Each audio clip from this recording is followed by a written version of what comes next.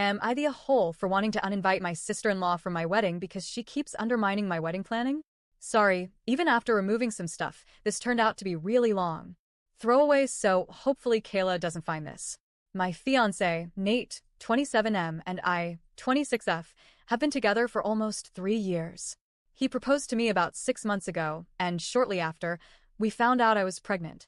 We are planning on having our wedding in the spring of next year. Nate has a twin sister, 27F, who we will call Kayla. Nate and I announced our engagement and my pregnancy at the same time. We made a cute little Facebook post with a couple engagement pics and an ultrasound photo that said something along the lines of the Smith family is going to have 2 new additions. Kayla commented almost immediately that we will have to wait until next year to actually get married because she looks best in fall colors, and as my maid of honor, she'll get a say in choosing bridesmaids' dresses. I literally stared at my phone screen wondering if I read something wrong. I showed the comment to Nate and asked him why she thought she would be my maid of honor. He had no clue.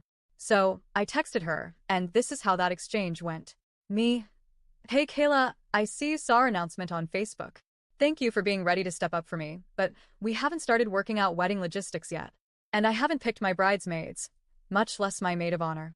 Once we have more details of the wedding worked out, we will let you know. Kayla: Well, you don't have to choose a maid of honor anymore.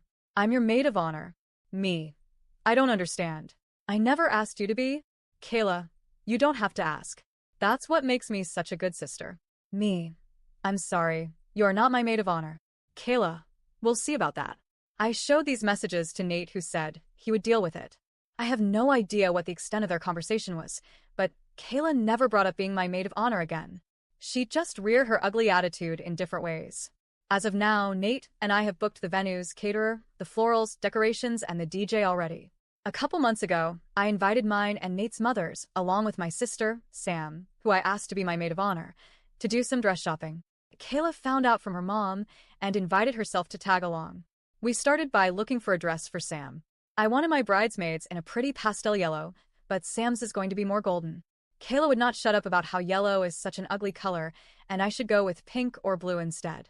She even grabbed a bunch of pink and blue dresses to try on herself. I tried my best to ignore her while her mother entertained her bizarre ideas. Sam and my mother were making constant comments about how it's my wedding and if Kayla isn't going to be helpful, she should just leave.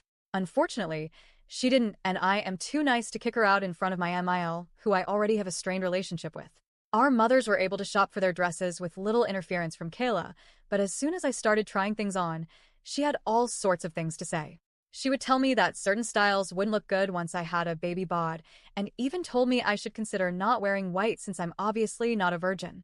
I told her she wasn't a virgin when she got married either, yet she still wore an adorable white sundress to the courthouse. She grumbled about how that wasn't the same, but I was already halfway back to the changing room. I still don't know what happened while I was in there, but when I came out, Kayla and Emile were gone, and Sam had a smug smile on her face. I never discussed any details of the wedding with Kayla if I could help it, but I've heard Nate sharing some of our plans with her. He told her we were planning on a buffet-style meal because we have a lot of dietary restrictions in our families, and that was the cheapest way to accommodate everybody, literally like a few $1,000 difference, and she told him he deserved someone who wouldn't go cheap on his wedding, even though the buffet was his idea. He told her about our venue choices. He picked the reception venue. I picked the ceremony venue, which is the same place my parents got married. My father passed away, and since he cannot walk me down the aisle, I always wanted to get married in the same place he married my mom to sort of feel like he was there with us. She told Nate that my venue choice was tacky, and people would make fun of us. When he mentioned he wanted a DJ, she made a comment about how she knew I wasn't classy enough to want a live band. Each and every time she would make comments like this, Nate would tell her that they were his ideas, but not call her out for how she spoke about me, which I do feel a little hurt by. I've expressed this to him, and he told me that he would try to do better about calling her out, but she's just always been this way. I told him that's no excuse for her to be disrespectful and stick her nose into business that doesn't concern her. He hesitantly agreed. On Friday, I got an email from the venue for our ceremony, confirming our cancellation and asking if we needed to reschedule. Shortly after that, I got a voicemail from our caterer explaining that my new wedding planner had just called, but the line had dropped and was wondering if I could pass along her phone number so they could finish going over changes to the menu. I immediately emailed the venue back, saying that no, we're not canceling or rescheduling. Please keep our original date on the books. I called the caterer, who explained that a woman had called and said she was my new wedding planner. She had said that I wanted to make some changes to the contract, namely switching from a buffet style to plated meals. I told him that this was not the case. I do not have a wedding planner, and please do not make any changes unless contacted by me or Nate directly with the contact information we have on file. The caterer suggested putting a password on file. Also, he said he wouldn't make any changes unless the person requesting them knew the password. I called both venues and all of our other vendors to put in place the same types of precautions. They all gave their sympathies for me having to deal with this. When Nate got home from work, I confronted him about it. I told him someone tried to cancel my venue and change our catering. I told him the only person it could be is Kayla. He tried to deny and say that she wouldn't do it, but I reminded him of how she's undermined and insulted me during every step of this engagement. I told him I wanted her uninvited. I will give someone who has already done so much to make this wedding stressful the opportunity to do something like show up in white. He fought me on this, but I basically told him that I felt disrespected by him over how he is allowing Kayla to treat me. I'm his partner and the mother of his child.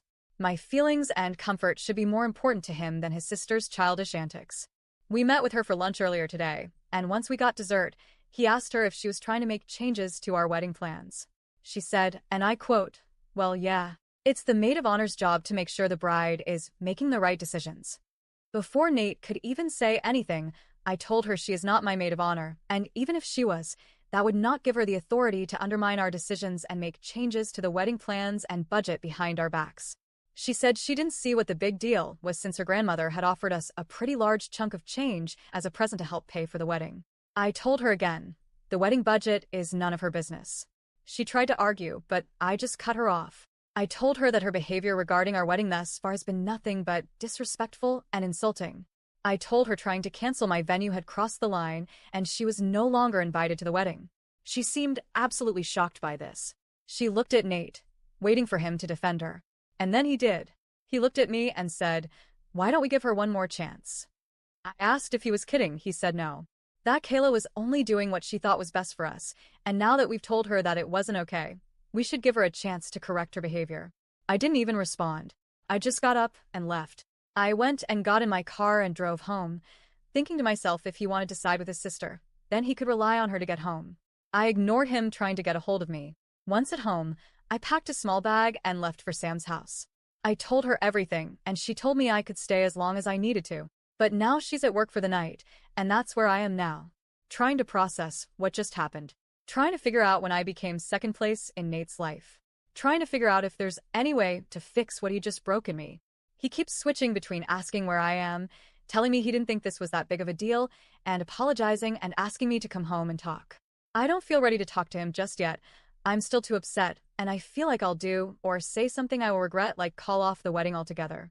I just told all my vendors that we aren't canceling the wedding, but right now I kind of want to. I don't know if it's my hormones making me feel crazy or if I'm valid in how hurt I'm feeling. I just don't know what to do or what to think. So, am I the a-hole for not wanting to give her a second chance? Or is my fiancé right that she deserves a chance to prove herself before she's uninvited from the wedding altogether? TLDR, my sister-in-law continues to insult my wedding choices and tried to cancel my venue and change my catering contract. I want her uninvited. My fiancé wants to give her another chance now that we've told her this behavior is unacceptable.